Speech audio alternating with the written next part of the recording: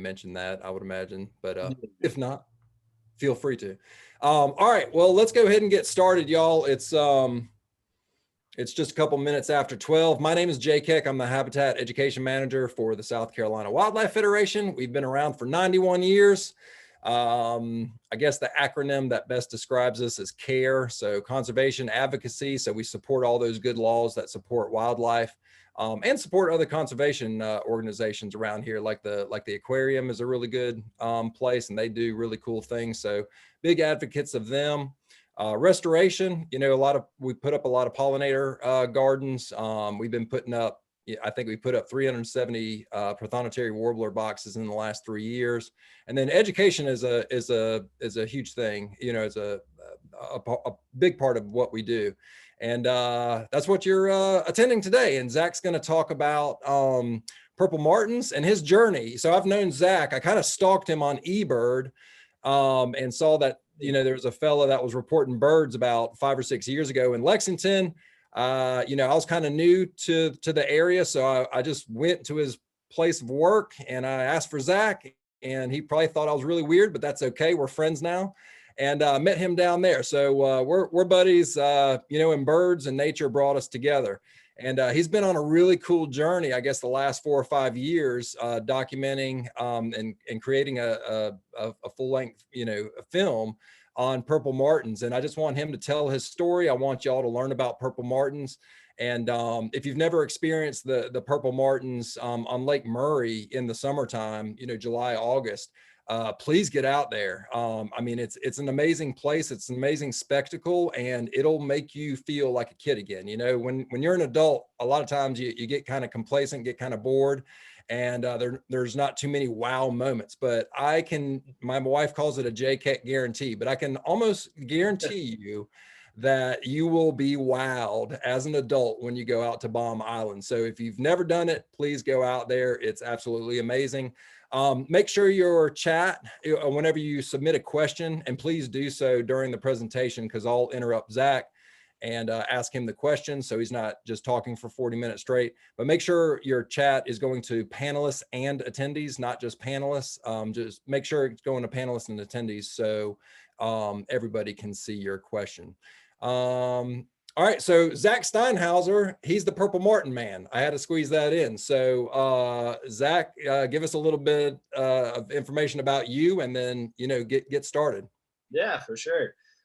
First, I just want to say thanks to Jay and the South Carolina Wildlife Federation for putting this on.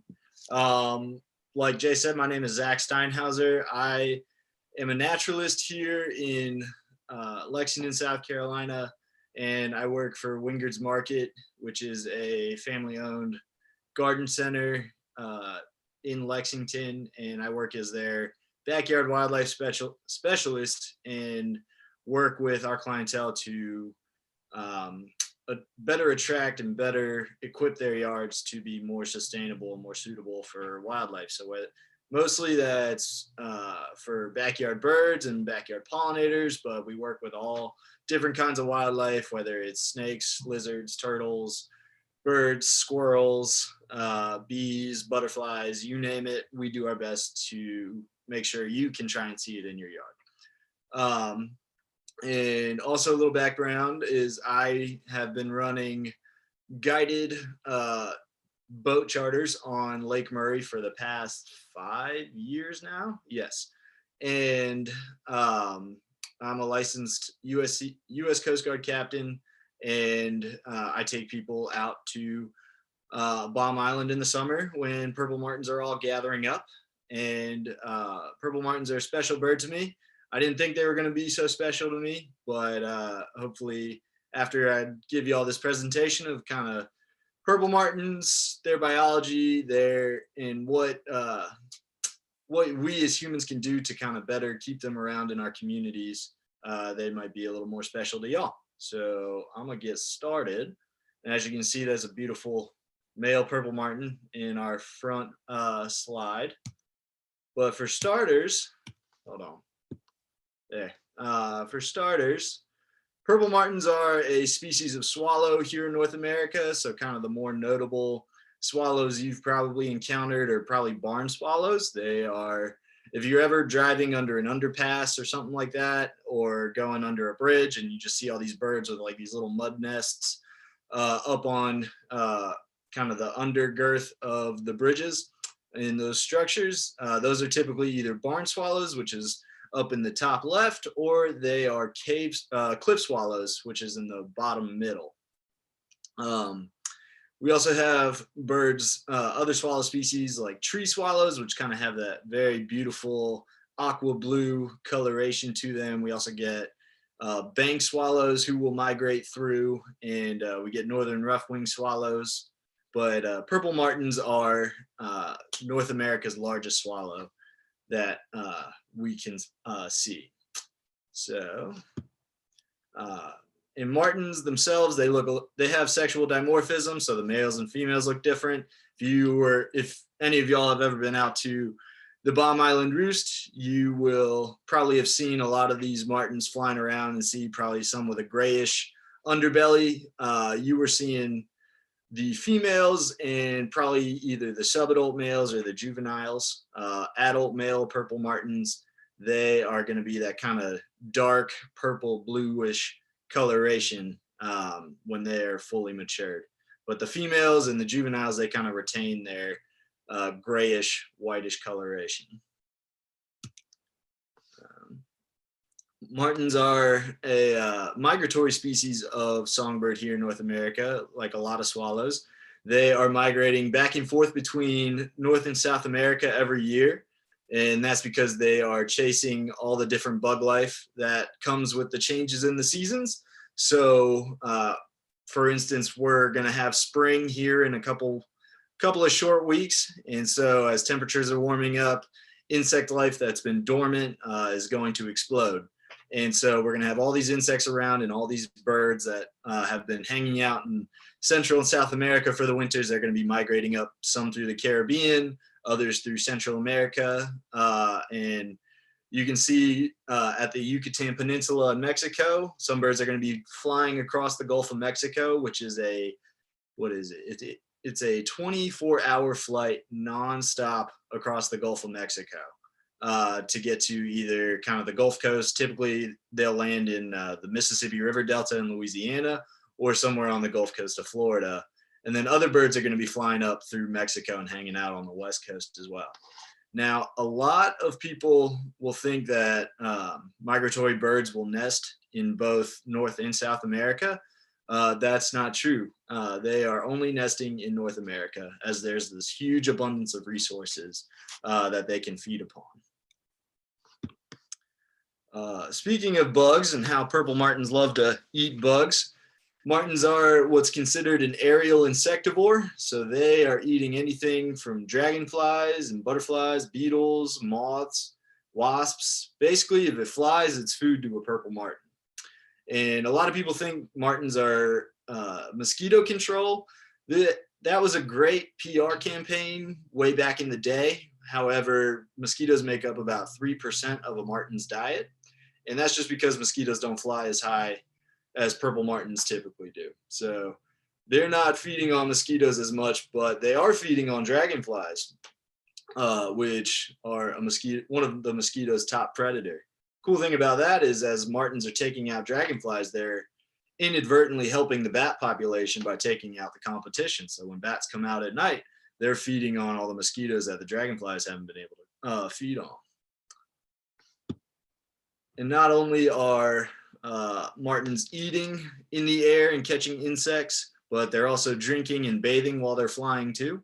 So this is a picture of a barn swallow here, but it captures the same concept. Martins and other swallows, they'll fly really low to the surface of the water. They'll open up their bill when they want to grab a drink and then just dip the bottom of their bill into the water and then take right back off. And then other birds, when they want to bathe, they'll fly low again, and then they just arch their wings really high and then just belly smack the water, pop right back up and take right back off. It's a really cool sight to see. And I've seen a good handful of times running trips out to go see the martins on the lake.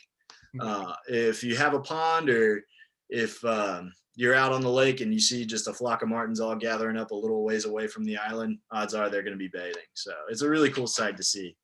Yeah, we've got a comment that said it's a really cool shot. Hey, can you repeat what SY male means? Does that mean subadult? That means second year. Second year. Okay. Yeah. So you'll see, yeah, in kind of Purple Martin culture and Purple Martin lingo, SY male, or SY just stands for second year. So they're kind of teenagers coming back from their first winter in South America. And then you'll also see ASY, which is after second year male. So that's usually when they get their full kind of purple plumage. Gotcha. Okay. 2 years then it takes more or less, huh? More or less, yeah. Yeah. Neat. All right. Thanks. You're welcome. Martins are also a cavity nesting species. We have 85 cavity nesting species of birds here in North America. And if you're unfamiliar with cavity nesters, you can think of like bluebirds, for instance. They're kind of the #1 cavity nester that we think that we interact with on a daily basis. But we also have chickadees, titmice, nuthatches. Martins are no different. Woodpeckers drill out a hole in either a tree or a cactus or something, and they'll go in and nest and use that for their nesting habitat. So woodpeckers are a very valuable species to purple martins. Back kind of in pre-colonial times, the Europeans kind of started this tradition by hanging gourds all around their crop fields. There are some hypotheses out there that Native Americans would use purple martins to guard their crops and eat all the bugs that were feeding on their crops and damaging their crops. As you had more birds nesting around your fields, that's more food that's getting fed to multiple nests of birds and their babies. And it wasn't just purple martins, other birds would nest in these gourds as well. And so these were the first bird houses of documented times. And so it was really cool to see. And as Europeans came, they kind of built these big box condos, and martins kind of became colonial nesters. And so they nest in large groups. And what happens now is that as martins are starting to come up and show up in North America, these individual birds are called scouts. So they're kind of the first to arrive to their colonies and reclaim their colonies for the upcoming breeding season. And so they're going to be the first to show up, and then they're just going to hang out in the area, and they'll sing early in the mornings to attract other purple martins that are in the area flying by. If it's a newcomer that wants to be in a new colony, they will hear this one individual bird singing. They'll come check out the nesting colony and see if they want to do it. And if they choose to stay there, they're going to hang out. If not, they're going to keep moving. So, and also when these birds disperse and when they move to other colonies, it's typically females who are the first birds to disperse from the colony and go move into other colonies. That way they're not breeding with family members. But yeah, so being colonial nesters, you can have a whole mass of them in one particular area, and it's really cool to go see once they're all established. Martins also experience this phenomenon called pre-migratory roosts. So that means is they like to gather up in the fall, in the spring, during the fall and the spring migration. So they like to gather up at these select sites, and they'll all use that as kind of pit stops to roost or to sleep for the night. And so kind of the most notable place we have around here is Baum Island. And a lot of birds will come up and gather to these places. And it's usually about a 2-month window where these sites are active. And then usually around the end of August, all the purple martins have migrated and they've moved on to further south to their destinations. And so there are multiple roosts all across purple martins ranges. They're not just exclusive to Lake Murray. So we have sites in South Carolina. I think there's one on Lake Moultrie as well. We also have one on Lake Strom-Thurmond, I believe is the name of the lake. It separates the Georgia-South Carolina line just above Augusta. There are other more notable roosts in Louisiana, North Carolina, Pennsylvania, New Jersey, Texas, Kansas. Right before COVID hit, I was down in Brazil with a research team that had just found a roost on the Amazon River. So roosts are not just exclusive to North America, but they also occur in South America too. Do you have an idea of how many? Oh, well, hold on. You might be talking about it right now. How many are on that Lake Murray roost? That's exactly what I'm about to talk about. Thank you. For starters, if you've ever been to Balm Island, some people call it Doolittle Island or Lunch Island, but I call it Balm Island just because that's what I know it as. And it sits at the center of Lake Murray. It is over a mile to shore in any direction, and it was first discovered in 1986 when a couple was out boating one evening and they saw these birds flying around this island. They had no clue what it was. So they called Riverbank Zoo up and they got the director of their zoo on the zoo on their boat. And what happened was he came out, saw what was going on, called all of his buddies at Clemson and DNR, told them they needed to get out on the lake. And they were able to determine that all these birds flying around were purple martins and that this island was a migration roost that they previously had not known before. So when scientists first came out here, there were estimates coming in around the 500,000 range. Some estimates were coming in at the 750,000 range. So that's, 750,000 birds. Purple martin's population, I think, is around 7 million. So that's roughly 8% of the species all in one location, which is just absolutely incredible. And the peak of the purple martin season is typically the last week of July and the first week of August. And a lot of people think that purple martins are coming to Balm Island to use as a nesting ground, but that's not true. There's no nesting that takes place on Balm Island. All these birds that are coming to the island are just coming there to sleep. They are using that place as a highway pit stop along their route back to South America. So something to keep in mind.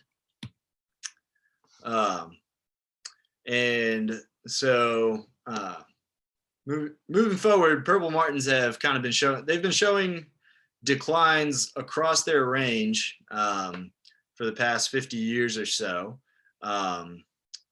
Referencing Cornell's All About Birds website, they state that over the course of 50 years, the purple martins have experienced about a 40% decline.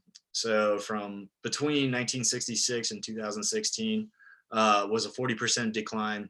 And they estimate the population back then around 7 million. So just some rough calculations. Back 50 years ago, there was roughly 11.5 to 12 million purple martins around. Now we have about 7. And if it continues on the current rate that it's going, you're looking at about roughly 2.8 to 3 million purple martins. So that's just rough calculations and speculation. Definitely nothing that's not concrete, but that's just what it's looking like right now. So as we're talking about threats to purple martins or why they're declining, let's talk about the reasons why they're declining. You can see a picture of European starlings, clear cut, guy spraying some pesticides, and you're probably wondering what's going on with those purple martin houses pictured as a threat. Well, I'll get to that. For starters, purple martins began losing their habitat as soon as the Europeans came. They started just clearing land to make way for their crops and cattle, and trees like or dead trees or snags really weren't appealing or useful to Colonial, so they just kind of cut them down. And when you cut down those dead trees, woodpeckers aren't drilling holes into them. Therefore, nesting habitat is being lost that way. And generations of purple martins got lost in that land clearing. Thankfully, as all this land was being cleared, Europeans adopted this tradition the Native Americans started with putting birdhouses out, and martins were able to adapt and move into those. You can either have gourds or these big box houses, and it kind of became this culture in North America of hosting purple martins on your land. And so some people would have a competition between neighbors, and it kind of just became this fun little hobby to have purple martins around. Little did they know they were actually taking part in conservation. And it's something important to remember that martins have this instinct called site fidelity. So they return to the same nesting area that they nested at the same year prior. And so sometimes once you get a purple martin colony started, one bird and they have success, that bird will keep coming back to your purple martin house, and that you'll have them as long as they choose to be there. Guys like John James Audubon in his travels, he took note of all of the purple martin craze, and he had a famous quote that said, "Almost every country tavern has a martin box on the upper part of its signboard, and I have observed the handsomer the box, the better does the inn generally prove to be."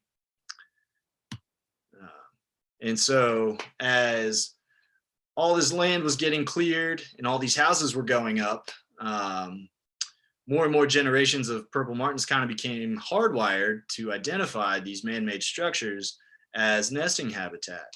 And today, all purple martins east of the Rocky Mountain Range, which is about 90 to 95% of the species, are entirely dependent on man-made housing to nest. So since they don't identify natural habitat to nest in anymore in terms of dead trees and snags to nest in east of the Rockies, they depend on humans to put these structures out for them in order to nest and bring in future generations. So if you've ever been out to Baum Island and if you've seen purple martins at the roost, every single one of those birds came from a birdhouse like this in somebody's backyard. Now, that all being said, it's not the end of the world. We do have insurance populations on the West Coast. So west of the Rockies, there are some populations of martins, specifically two subspecies that retain their natural nesting instincts. We have desert purple martins pictured on the left, and that is a picture of a martin I took in Tucson, Arizona. And they still nest in the giant saguaro cacti that you can find in the Sonoran deserts. And that ranges from California, Arizona, New Mexico, and Mexico. And I think in Mexico, those cacti are the organ pipe cactus. So two different types of cactuses, but they both serve the same purpose. And then we also have the western purple martin that still nests in woodpecker holes dug out in trees and stuff like that. And that ranges from California all the way up to British Columbia. Another you said that's only 5-ish% of their total population? Between 5 and 10% of the total population. So if for some reason we quit putting housing up entirely, we're going to lose sites like Baum Island. We're not going to see purple martins for quite a while, but these insurance populations eventually and theoretically will be the ones to kind of branch out and start venturing back across the Rockies into the East Coast. Do you know if they just never put up gourds or boxes for them out west, or why? What's the difference? I think I know in the deserts, the temperatures get too hot for a traditional birdhouse, and so what'll happen is saguaro cacti are just so thick and insulated, full of water, that it acts as a natural barrier to the extreme heats.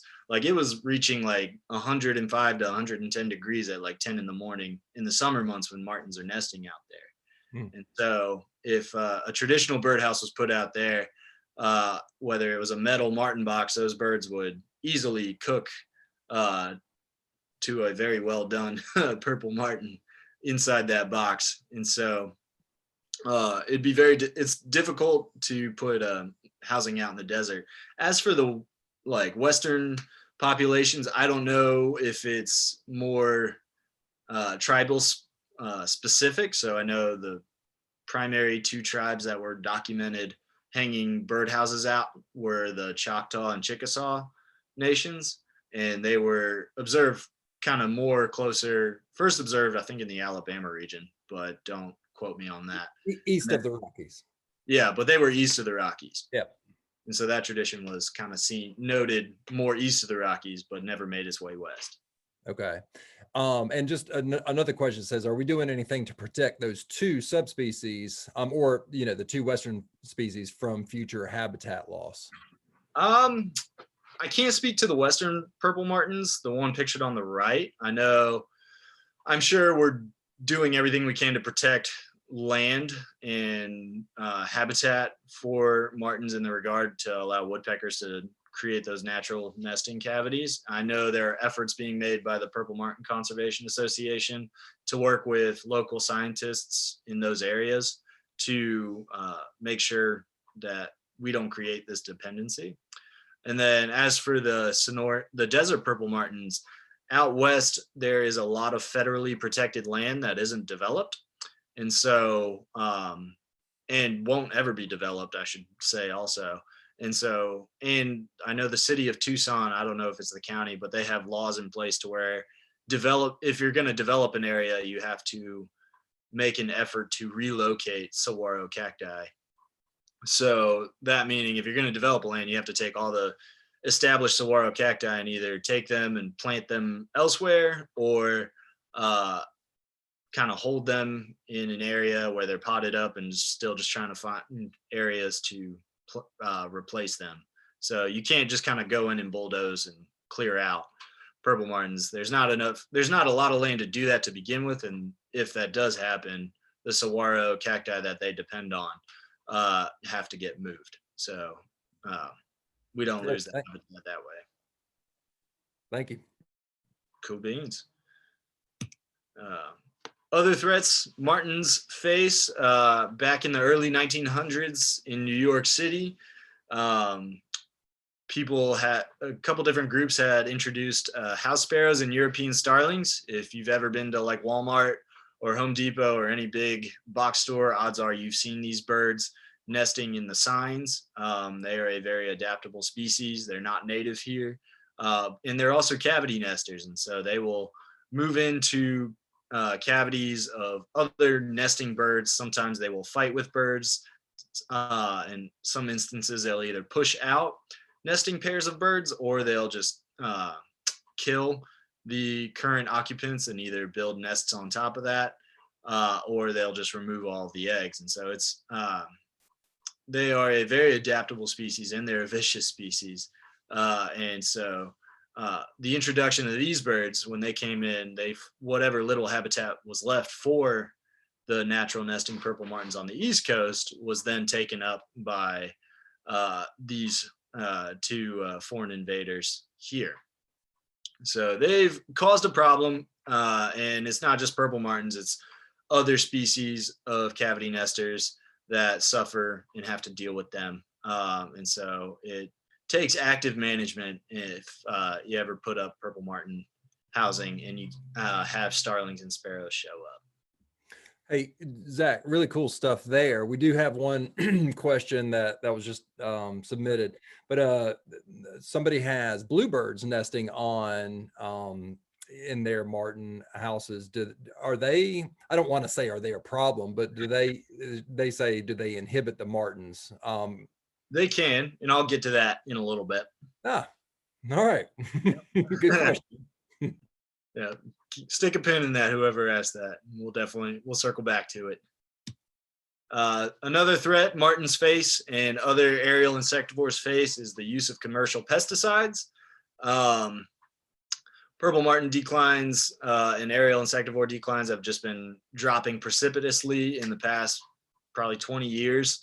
And a lot of that is being linked to the use of pesticides. It's a lot of aerial insectivores like martins or nighthawks or chimney swifts, as well as grassland birds like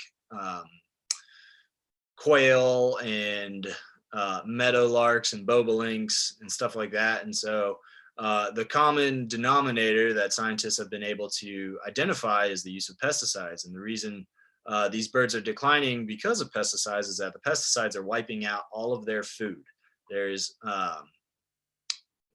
Pesticides have become highly effective at controlling the insects on agricultural fields. If you ever think back to driving around out in the farm country and you see all these giant flocks of blackbirds or meadow larks or something like that, or even loggerhead shrikes. You don't really see that anymore. And this is kind of what we think is what we believe to be the main driver of that. And then another form of pesticide that is affecting our native bird life is the spraying for mosquitoes or mosquito fogging. When we spray for mosquitoes around our homes, the mosquito companies will say that it only affects mosquitoes. That's not true at all. It actually just kills and wipes out all insect life that this pesticide touches. And so just our local bird food, whether it's grassland aerial insectivore or just native backyard feeder bird, they're getting affected by that form of pesticide dramatically. And so if you ever think about just driving, driving literally anywhere in the summertime, and how you just don't have to stop and scrub all the bugs that used to accumulate on your windshield. That used to be a very common thing. I remember growing up and my family going on road trips, we'd constantly have to stop and scrub all of the bugs that we hit along the way.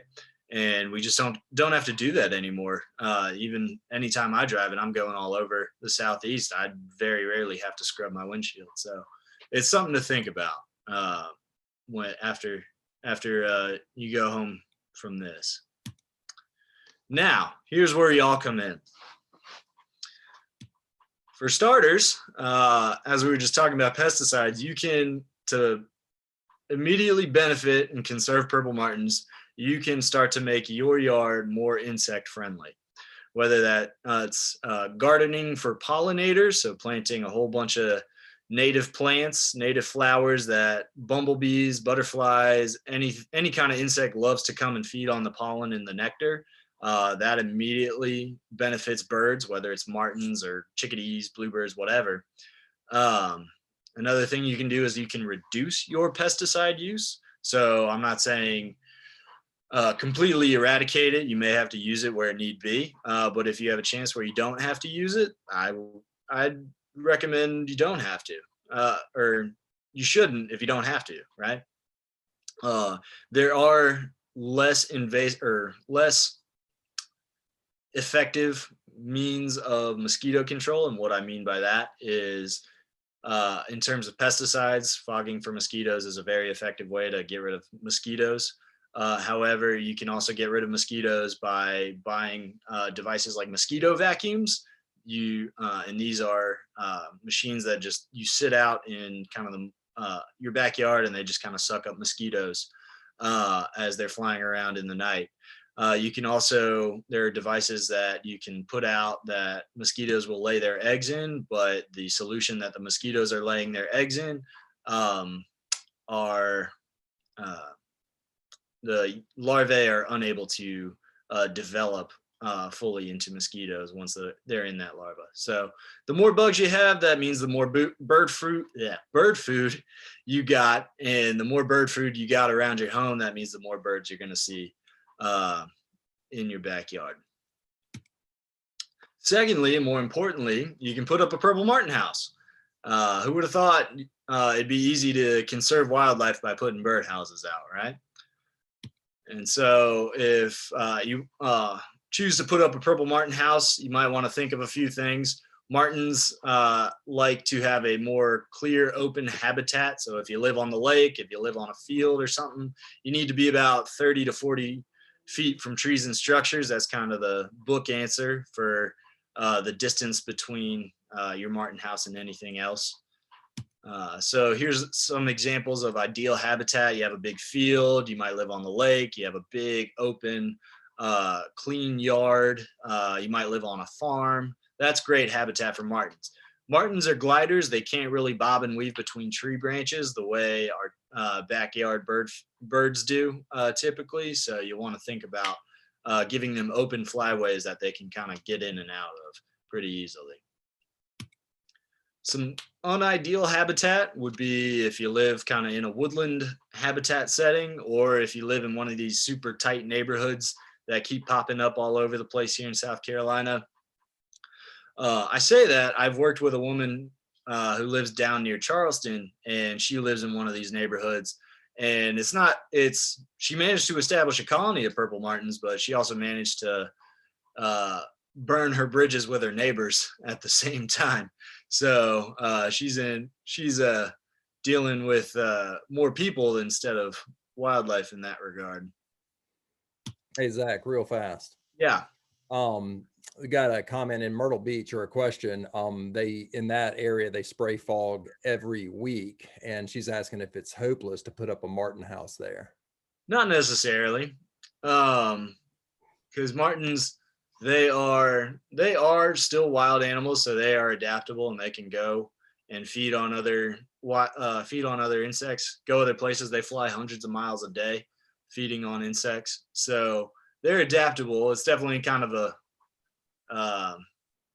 it's a double-edged sword. But if you can establish a purple martin colony, I mean, in if it's say 75% ideal habitat, that's better than zero habitat, right? So uh, And if you can get your community, and neighbors to plant, things like oaks, which generate a ton of, butterflies, moths, if you plant more natives, you have more insects, even if they do fog and spray. I mean, some of those, are going to make it through. So the more people that have those native plants, which support those native insects, the more people that do that, the better. So just encourage your neighbors to do it. Don't give up. And garden for insects, and you'll be gardening for these birds. exactly. So um, yeah, and so if you're hearing all that in terms of kind of like if your property doesn't exactly fit the bill of having a clear open flyway or clear open space for purple martins, there are other ways you can establish purple martin colonies. For starters, you can talk if you live in a neighborhood and your backyard isn't the best fit. You can talk to your HOA. You can talk to your neighbors. Here's just an example of a neighborhood drawing, and you can see there are retention ponds kind of closer to the left, which is ideal purple martin habitat. You might want to talk to the people who back up to that property. You might want to talk to the HOA who owns the property and just tell them you'll manage it. You also see some cul-de-sacs with some green space for a roundabout. Those are also perfect places for purple martin housing. And so if you live in that cul-de-sac, you can talk to your neighbors and figure out if they're all game for it. Y'all can have just a communal purple martin rack in your cul-de-sac. You could even have a competition of who could have more nesting pairs between the two cul-de-sacs in this neighborhood. So just things to think about, ways to think outside the box on when trying to establish. You can also talk to your local churches, your schools, if you're a teacher, your parks. If you volunteer, you can talk to local businesses that have more ideal habitat. You can talk to your local government. I know the town of Chapin, their town hall just established a bluebird trail not too long ago, and they've also just recently put in a fence garden through the Wildlife Federation here, and so they seem on board with everything. I know the school there's some new elementary school that Piney Woods Elementary School, the principal, Cassie, is just really into wildlife conservation. She's worked with us for a while. She was at Irma Middle School, and Zach, you went out there and talked about native plants. But they are called the Purple Martins. That's their mascot. But they're putting up purple martin racks. They're actually in the works to put up a Motus tower, which pings each time a bird that's marked, has a device on them. Flies back up, during migration. So their kids are going to be really immersed in conservation and migration and these birds. So yeah, Piney Woods Elementary. It hasn't been established yet. The school just opened, but or installed yet. But yeah, talk to your schools. Like Zach's talking about right now. Talk to your schools, churches, all those places that do usually have that property that's appropriate for purple martins. Yeah, and if you work at a place, if you work somewhere that has kind of clear open grounds, whether you work on a farm or something, I'd set a rack up at Wingard's here, and you can always work with your bosses or your coworkers and kind of get something set up like that. So there are ways to do this without it strictly having to be in your backyard. So I saw a question earlier about kind of installation and stuff like that.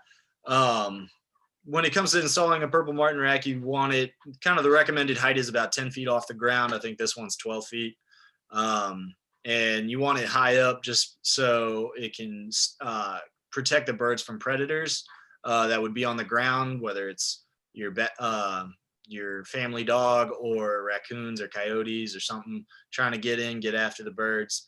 Also, when you're putting these super tall poles up, you're going to want to at least anchor them into the ground about 3 feet, so that way they don't move or get blown over easily. Now, attracting purple martins is tricky. I just got my first pair of purple martins in 2021, and I'd been trying for 4 years. Some years I tried playing by putting dummies out and just hoping the dummy would attract a martin. That didn't work. I would get up at 4 in the morning and get one of these recordings of the dawn song and daytime chatter playing on a boombox, and that did not work.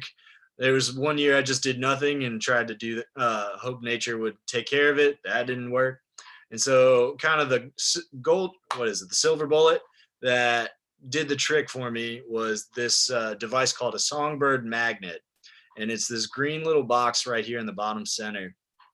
And what it does is it has a little light meter on it, and it can be set to play as soon as the sun comes up, because martins are traveling to their colonies when they're migrating primarily in the early mornings. That's when they're searching for them. So when the sun hits that device, it starts playing recorded purple martin dawn songs. And so after using that, as soon as I started using that, I had a purple martin within the first 2 weeks of using that. And this past year, I got my first pair of nesting purple martins and fledged 5 babies out of it. And they hung out and then ended up going to Baum Island, and now they're probably chilling in Brazil somewhere.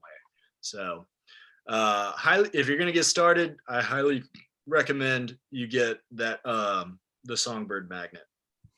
Or if there's somebody, there was a comment that somebody's had a house up for 10 years. They've had the bluebirds, they've had the barn swallows around there, but they haven't had purple martins. So maybe try this. So it might not be just the location. It just might be that they, really just don't know that there's a home there for them.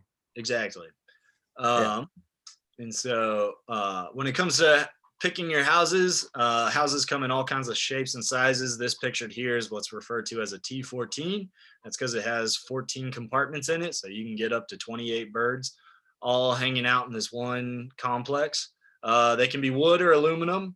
I prefer here in the Southeast, I kind of choose wood over metal just because it gets pretty hot down here, but you can ventilate properly and you can still use metal housing. Purple martin houses themselves are less maintenance as opposed to gourds. You get one pair of purple martins per compartment.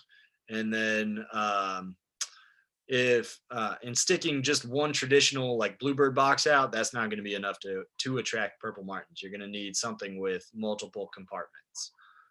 So be aware of that.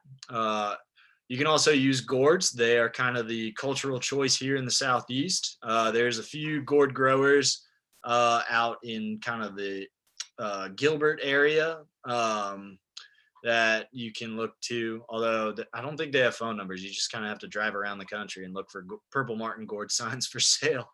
That's how this tradition works around here. You can also get plastic gourds as well. They last a little bit longer. Some of the holes to these gourds have special made entrances to keep birds like starlings away from them or keep them from entering in. And gourds also come in all different kinds of shapes and sizes. So there's a huge diversity of gourd out there. If there are any purple martin enthusiasts on this webinar, I'm sure you can attest to that. And competition. So somebody's asking about how bluebirds and tree swallows are getting in their martin complex. These are the birds that you're going to have to deal with. And unfortunately, let me get to the other slide. So those are the birds you'll deal with. And then you'll also deal with house sparrows and starlings. Now, the bluebirds and tree swallows, they are protected under the U.S. Migratory Bird Act. So they are protected. You can't, once they have established a nest, you can't remove that nest. Otherwise, I think it's like a $1,500 fine if you mess with them or injure a native bird in North America and are caught doing that. But if you have to deal with sparrows or starlings, they are not protected by the Migratory Bird Treaty Act because they are not a native species to North America. So you can deal with them. You are legally allowed to lethally manage them in your housing complexes, and I'm gonna leave it at that. Only the house sparrow and the European starling. Correct. Right. Yeah, not these birds, those birds.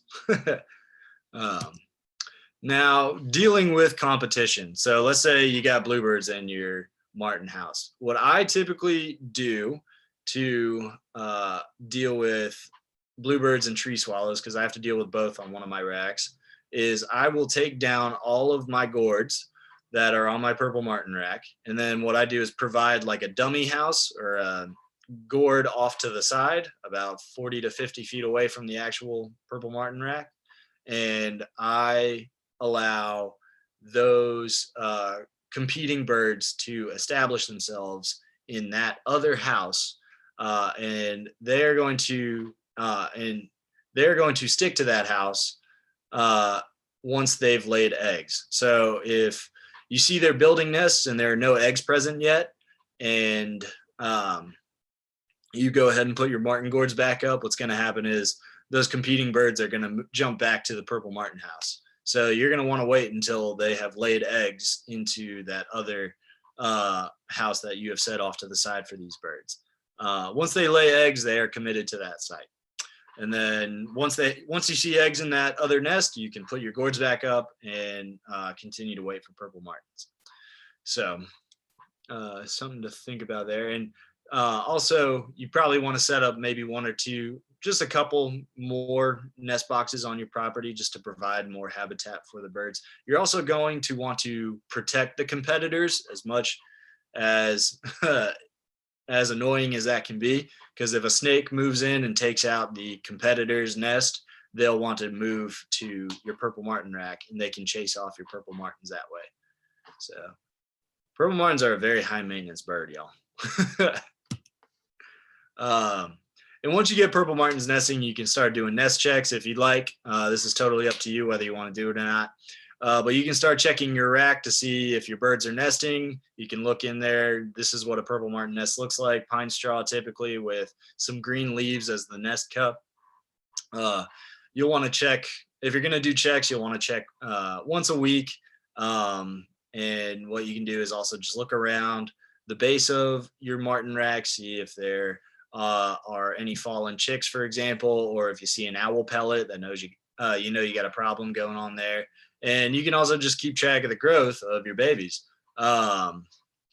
So when you do nest checks, you want to keep it within about a 20-minute time frame. You don't want to do anything too long, and it really doesn't take that long to lower your rack. If your rack is able to raise and lower, you can lower it down, poke your head in, count everything, write it down, make a note of it, and then raise it all back up.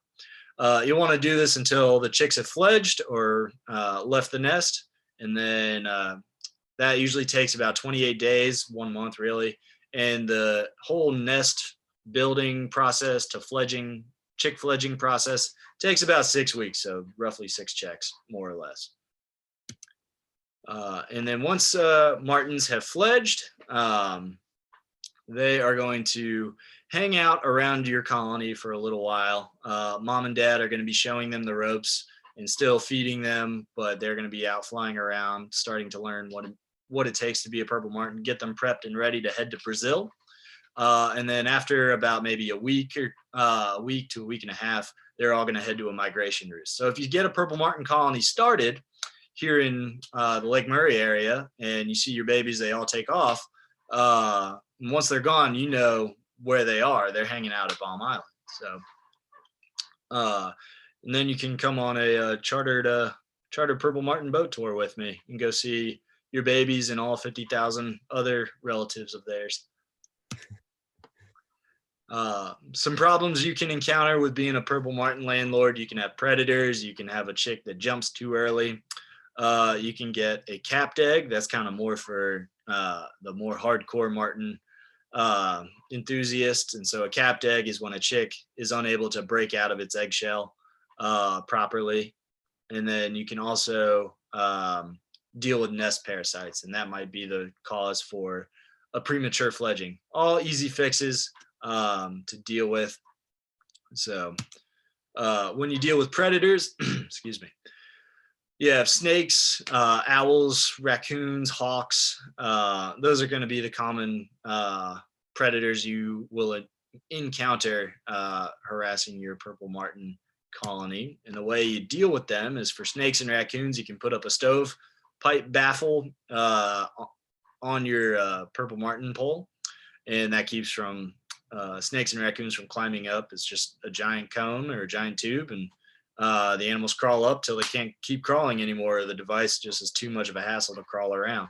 And then you can also put these owl guards. If you have plastic gourds, you can put owl guards on them, and that prevents owls and hawks from being able to more accurately grab Purple Martins that are either on this little porch right here, or prevents those raptors from standing on the porch and reaching into the cavity with their other foot. So things to think about.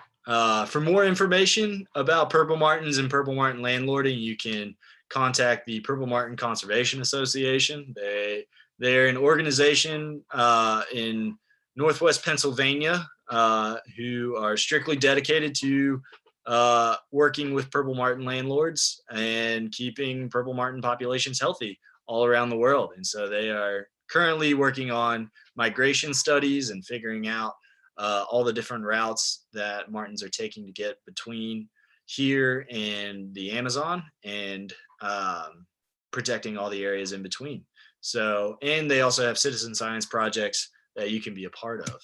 Speaking of which, if you're interested in doing nest checks and keeping track of your Purple Martin colony, you can contribute your data to the PMCA and their citizen science projects, or you can contribute it to Nest Watch, which is part of the Cornell Lab of Ornithology. They're one of the leading authorities on bird research in the world. So your data, what you keep track of in your backyard, goes on to inform scientists about what's going on in the greater scheme of Purple Martin conservation and bird conservation as well. On a final note, to quote the president of the PMCA, Joe Segrist, if it's something as easy as putting up a birdhouse to keep a species around, then you got to do it. So it's conservation, cavity nester conservation, Purple Martin conservation is a very simple thing. And it's our first step in really reconnecting with nature. So with that, oh, and there's one more thing. As Jay has mentioned, I have been working on a documentary all about Purple Martins, and it is titled Purple Haze. And we are having the world premiere Saturday, April 23rd at the Ice House Amphitheater here in Lexington. So if you are in the area, keep an eye out for this. And y'all are the first to know about this too, so feel special. Yeah, absolutely. And I know you're going to play this little trailer here in just a second, but we do have some questions. So Yeah. Let's get to the questions first, if that's okay, Zach, and then you can play this. Is that okay? Yeah, that works for me. Okay. Hey, one question came in a while back about honeybees and Purple Martins. Can you have both of them in the same area? Do they predate on bees that heavily? I don't know of any specific examples, but yeah, if a bee's flying up at the height where Purple Martins are flying, it's more than likely a martin's probably going to nab a bee or two. I don't think they're going to kind of all just descend on the beehive and work on and just pluck bees off Right. as they're Yeah. Purple Martins pretty high, so it might not be an issue. Yeah, it might not be, but I wouldn't doubt martins would pluck a honeybee or two. I know summer tanagers, another migratory species, they'll take advantage of beehives and beekeepers that way. Yeah, y'all used to have a summer tanager that used to just sit outside y'all's bee hive at Wingard's, right? Yeah, yeah, Yeah, we yeah, did. kind of cool. All right, let's see. I'm just going through these. We do have a fella out in Nebraska that's had, four years. He usually has, a male come and visit for a little bit, but then, just no takers during the breeding season. He says he might have a sparrow issue. So as long as it's a house sparrow, you can manipulate that situation, but just make sure it's an invasive species, an exotic species, Yeah. that's bothering you, not a native one. Yeah, and typically, like sparrow species, the only cavity nesting species in North America is the house sparrow. So odds are that might be the problem. I know if martins are trying to pick a um, colony and they see sparrows present, then definitely deter them from using that site. Okay. Yeah, we have, a few that say they have gourds up and no interest yet, but I know that struggled for a few years and then had that one device that played the sound. So based on your, success with that, that's what I would recommend. Also, I live in Chapin, I have 3 acres and I don't have the appropriate habitat. So if you have too many trees, you're not going to attract purple martins. So I'm not going to put up a purple martin gourd. So just make sure if you do have purple martins up, but you are in a very, very wooded area, you might want to, donate that to a church or a school that has a more open, area. Or you could donate it to organizations. I know Audubon, we donate. Um, Working at Wingard's, I had a customer who had a purple martin rack that they wanted to get rid of that because they couldn't attract purple martins. And so I set up brokered kind of a donation between my customer and Audubon, South Carolina, and they set up that purple martin rack at Beidler Forest down in Harleyville, and they set it up kind of in their newer uh, meadow trail, like kind of in their meadow trails that they've since established. Okay. Um, do pairs only raise one brood? Do you know? Correct. Yeah, it's Yeah. typically with swallows, it's only one brood because it's a lot of work for them to teach the young how to feed on insects in flight. Okay. And how do you deal with the parasites? You can get uh, I want to say chemical, but not the right word. But there's like a miticide called diatomaceous earth. It is all organic. We sell it here at Wingard's, and you can just sprinkle that in the nest, and like right at the entrance hole of the nest. And as parents are bringing mites in on their bodies, they brush past that miticide, and it kills all the parasites that are on them. So it avoids that, but it's all organic. It doesn't harm the birds. Obviously, don't like take it and flower the babies with it or anything like that. Right. Uh, but you can sprinkle a little bit in the nest, and it'll take care of your parasite problem.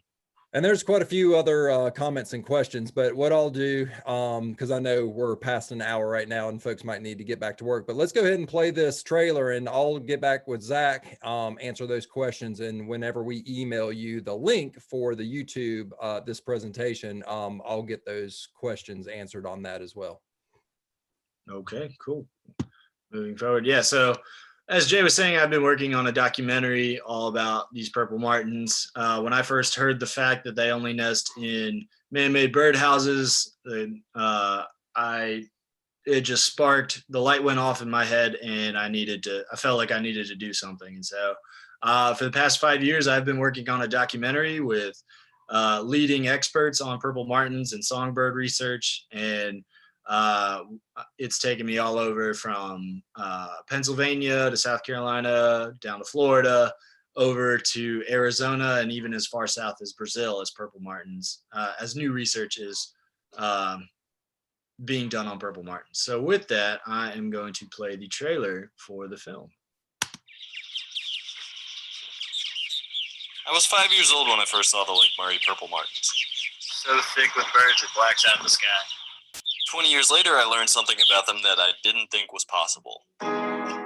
East of the Rocky Mountains, where the majority of purple martins live, they only nest in human-provided nest boxes. They have really been on a downswing in the last 50 years or so.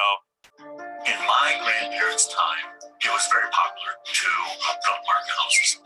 And then society kind of changed. There is a decline, I think, in the number of people that put purple martin housing out. Or is there a bigger problem at play here? The starlings have moved in. There was a great horned owl. It's right on top of that rack right there. A huge threat they face is pesticides being sprayed all over the place. How do we expect to save the environment if we can't even protect what's in our own backyard? So I'm embarking on a journey across state lines and international borders to understand the mess we've put these birds in and hopefully rekindle this dying relationship.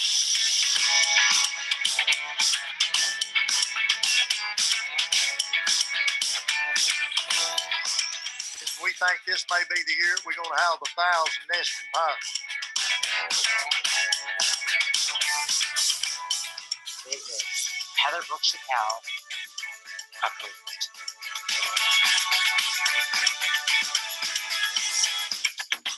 And who knows? Perhaps by finding a way for us to protect the martins, humanity will find a way to save the environment.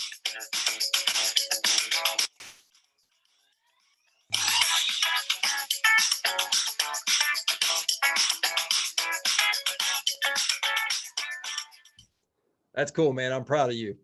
And you said that the premiere is April 23rd in Lexington. Is that right? Correct. All right. Hey, man, I don't even think I knew that. So that's really cool. So if y'all can hear about this, so Ice House Amphitheater in Lexington. Yeah, so support Zach, support the Purple Martins, and get friends and family to come along. And it's such a unique thing that happens here on Baum Island. So, go watch that film, and then in the summertime, take that same group, take the family, and go watch the Purple Martins on Baum Island. And you can utilize Zach for that too. You might be very busy after this. Yeah, and tickets are going to go on sale next week, so just keep an eye out for that as well. And it'll all be on our website. You can follow us at Purple Haze, a conservation film, on Facebook, Instagram, our website. So just stay tuned. Okay, yeah, and we're going to be big supporters of this. So we'll kind of on our newsletter and just emails, we'll kind of keep you updated on it. There was a question, is it going to be on anything like Netflix, Amazon Video, anything like that? Do you know? We're eventually going to work on getting it on a streaming service, but right now we're going to be doing a lot of like local screenings, do a film tour. We're going to put it in film festivals and stuff like that. And then eventually we'll make our way to a streaming platform. Okay. All right, Zach, anything else you want to say? Yeah, one more thing. If anybody, plan on going to Charleston, that's for sure, Lori. But if anybody is hearing this and they want to put Purple Martin houses up, I sell them at Wingard's Market, and we can ship to just about anywhere. So you can contact me at zach@wingardsmarket.com, and hopefully we'll get you started and get you conserving some Purple Martins. So yeah, well, you can buy that stuff, and then you could do like me and order the plants that are going to produce the food for the Purple Martins. Since I can't have a rack here, I'm buying sparkleberry from Zach, I'm buying ironwood from Zach, I'm buying all sorts of native plants from Zach. So he can hook you up there too. And this isn't an ad for Zach. This is an ad for wildlife and wildlife conservation. Plant for insects, and you're going to have more birds. We're going to have more wildlife. And Zach can help you out with that too. Exactly. So yeah. All right. Well, listen, Zach, thank you so much. Y'all, thank you for attending and hanging out with us for about an hour and 10 minutes. If you like this, if you want to support our programs, go to our website and donate. We are nonprofit. So these are free, but they're free because we do get nice donations from you guys. So please consider that. And we'll have a class next month on, I think, fly fishing. And we might have to move we do have another bird related webinar coming up. But the